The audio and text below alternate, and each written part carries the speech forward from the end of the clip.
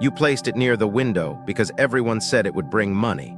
A glossy, lush green pot standing proudly in your living room, the so-called money tree. You watered it, cleaned its leaves, maybe even whispered a wish or two. But slowly, almost too subtly to notice, things started to shift. A tension in the house, a fog in your thoughts. Money came in, yes, but it didn't stay. Projects stalled. Sleep grew light and restless, and no one could explain why. Here's the truth most people won't say out loud. What you bring into your home doesn't just sit there. It pulses, it echoes, especially living things, especially symbols we assign meaning to. The ZZ plant, what so many call the money tree, isn't just decorative, it's energetic. And in the homes of the truly wealthy, it's treated with the same caution as fire, useful, powerful, but never placed carelessly. You won't find it by the front door, not near the bed, sometimes, not even on display at all. Because when placed wrong, it doesn't bring fortune, it scatters it, not out of spite, but out of movement. Energy is real, and in a home, it responds to everything. That beautiful plant you placed with hope, it might be the very thing unraveling your calm, dollar by dollar, night by night. And no one told you, until now. Part 1, the silent habit of the wealthy. You won't find it in their foyer. Not beside the couch or nestled between velvet chairs and curated art. You might not find it at all, at least not in plain sight. The plant most people call a money magnet, a charm, a shortcut to prosperity. The wealthy don't put it front and center. And that's not an accident. It's intentional. Quietly and almost universally, those who have built and held onto wealth long enough know this. Not all symbols belong in every season of your life. Especially not this one. They don't make a scene about it. They don't warn others. They simply choose differently because they understand something the rest of us often miss. Wealth isn't just about what you earn. It's about what stays, what settles. And the energy you invite into your space can influence both. It's not superstition. It's pattern recognition. Real estate agents notice it during high-end showings. Designers whisper about it when staging million-dollar listings. In the homes of legacy wealth, the money tree is conspicuously absent or tucked discreetly where it cannot interfere. Because the truth is, energy isn't just theoretical. It moves, reflects, and amplifies, especially when embodied by something living. The ZZ plant, thick, lush, stacked with shiny leaves, doesn't just sit still. Its shape, its form, its roots, they all carry meaning, whether or not you choose to believe. And the wealthy, they don't need to believe, they've experienced. Some learn it the hard way. A plant gifted at a grand opening. A season of expansion gone wild, followed by unexplainable tension, drained finances, or opportunities that felt abundant, but didn't land. It happens too many times to be coincidence, and so they adapt. They step back, not because they are afraid of the plant, but because they respect its power. Think about it. In a world where everything is curated, edited, and filtered, why would someone who's mastered the art of subtle success bring something unpredictable into their most personal space? Because that's what the money tree is when misunderstood, unpredictable. It doesn't guarantee prosperity. It accelerates flow. It activates movement, which, for someone just starting, can feel like a wave of opportunity. But for someone already afloat, already balancing relationships, investments, health, rest, it can feel like a storm. The plant brings momentum, but not direction. It doesn't know your season. It doesn't know whether you need growth or calm. But you do, and that's the difference. The wealthy don't place the plant where it looks best. They place it where it makes sense, if they use it at all, because they understand their home isn't just a container for things. It's a mirror. It holds intention. Every item in it whispers a story, and if those stories clash, if their energies collide, something gets lost in translation. That something is often peace, or money, or both. This isn't about being spiritual or aesthetic. It's about being attuned. It's about noticing what shifts when you bring something new into your space, how your sleep feels, how conversations change, how spending habits subtly tilt. Wealthy people don't wait until things spiral to take stock. They audit their space like they audit their portfolio, quietly, regularly, with precision. And when something feels off, they don't blame luck. They look at placement. They look at symbols. They ask, what's moving that wasn't moving before? What's leaking that used to be still? The money tree, beautiful as it is, can be the culprit, not maliciously, but energetically, because it was never meant to be static. It was meant to grow, to expand. And if your life is already full, that energy needs somewhere to go. Sometimes it moves through your schedule, sometimes through your bank account, sometimes through the cracks in your sleep. That's what the wealthy have learned to notice. That's why you won't find the ZZ plant at the center of their living room.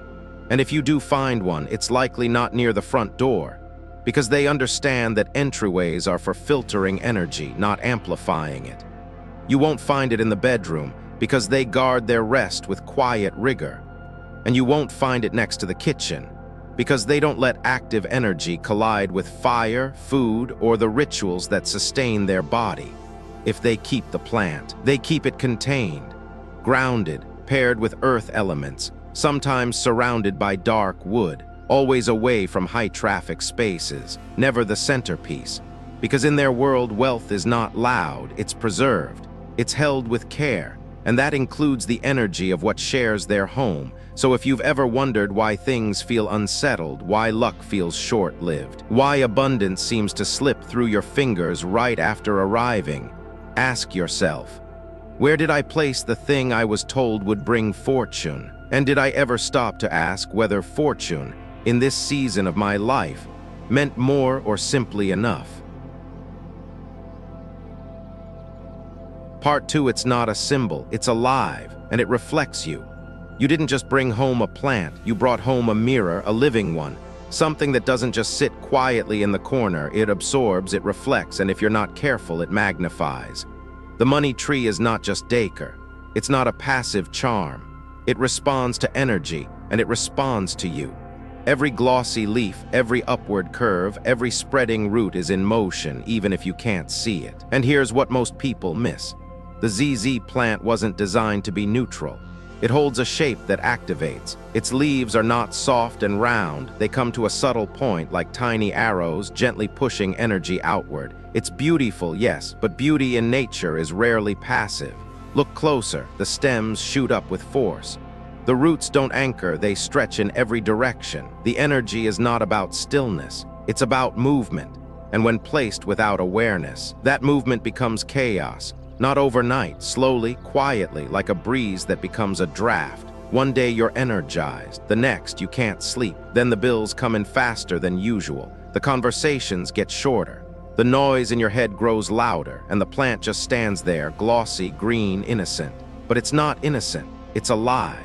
And it's doing what it was designed to do, move energy. If your home is a sanctuary, if you crave calm more than speed, then this kind of movement matters.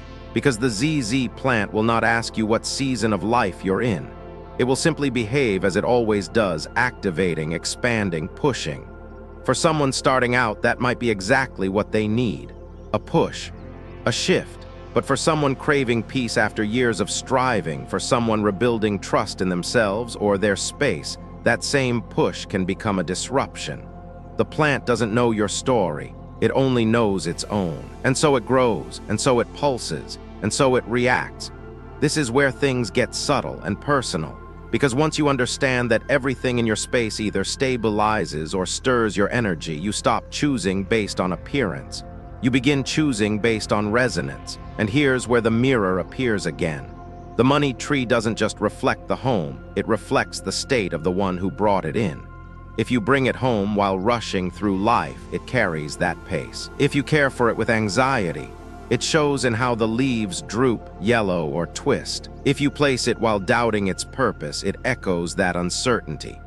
But if you welcome it with clarity, care, and intention, if you know why it's there and what it's meant to support, then it becomes something else entirely. Not a charm, not a decoration, a companion, one that echoes your rhythm, not overrides it. The problem is most people don't pause long enough to ask those questions. They place it where Instagram suggested, where a friend told them to, where it looks good. And that's how the trouble starts. The bedroom, a space meant for restoration, now pulsing with active energy.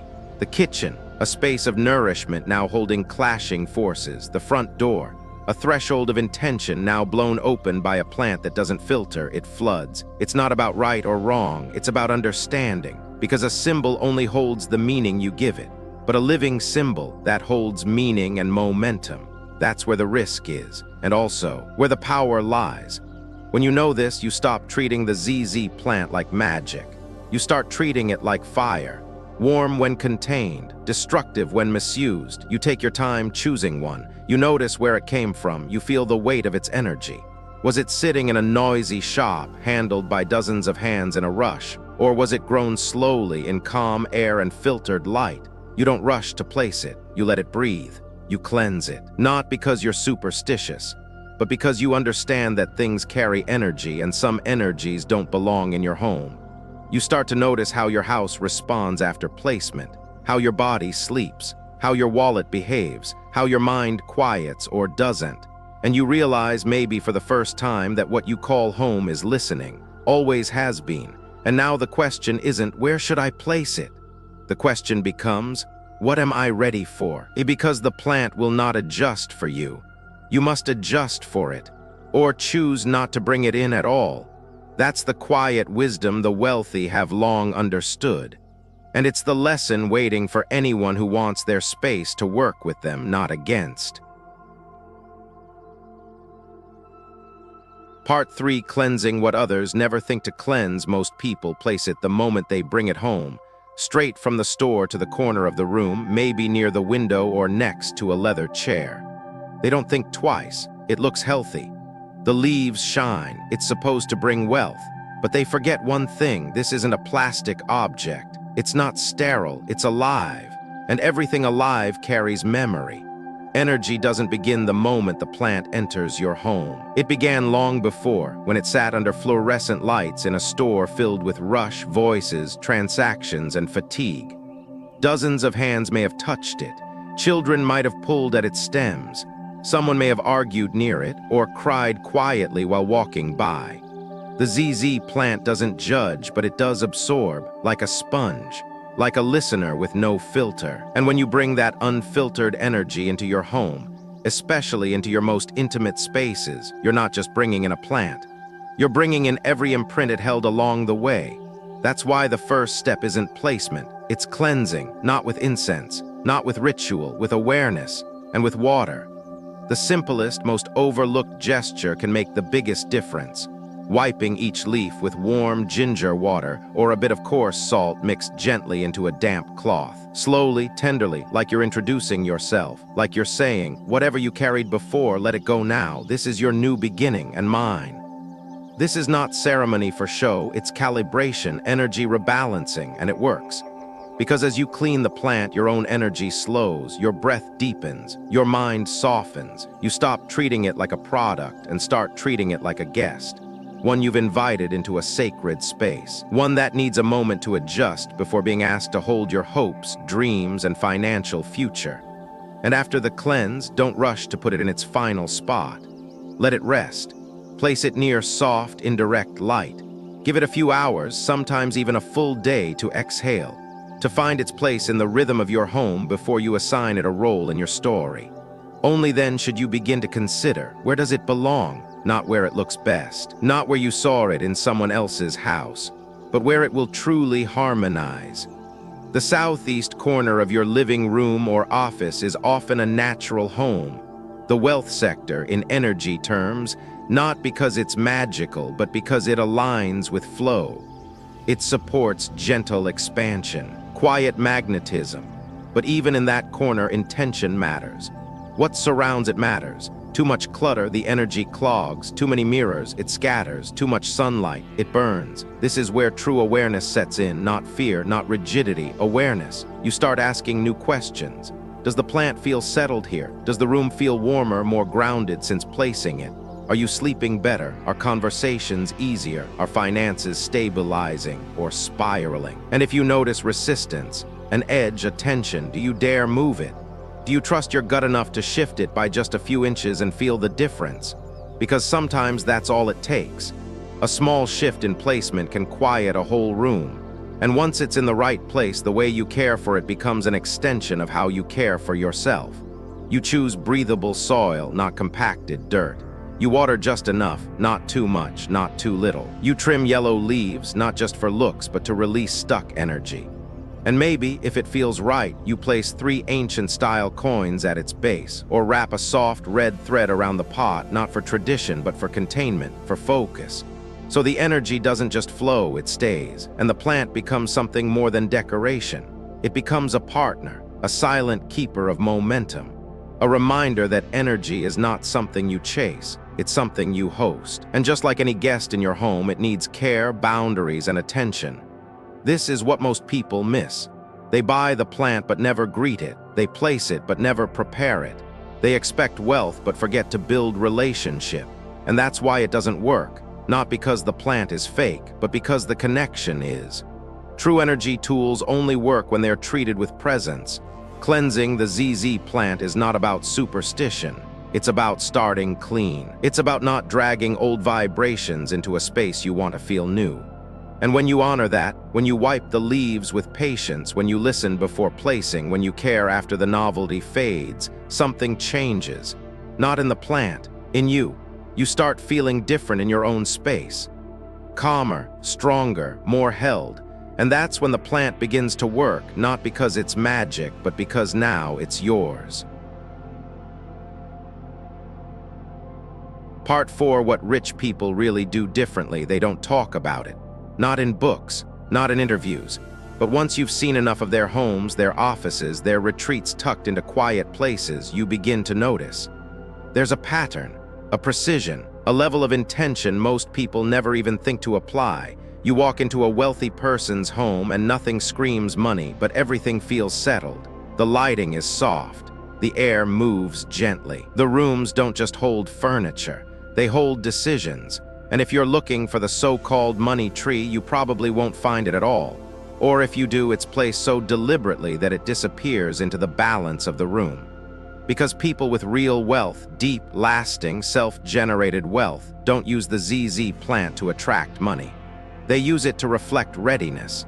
They don't treat it like a shortcut. They treat it like a mirror.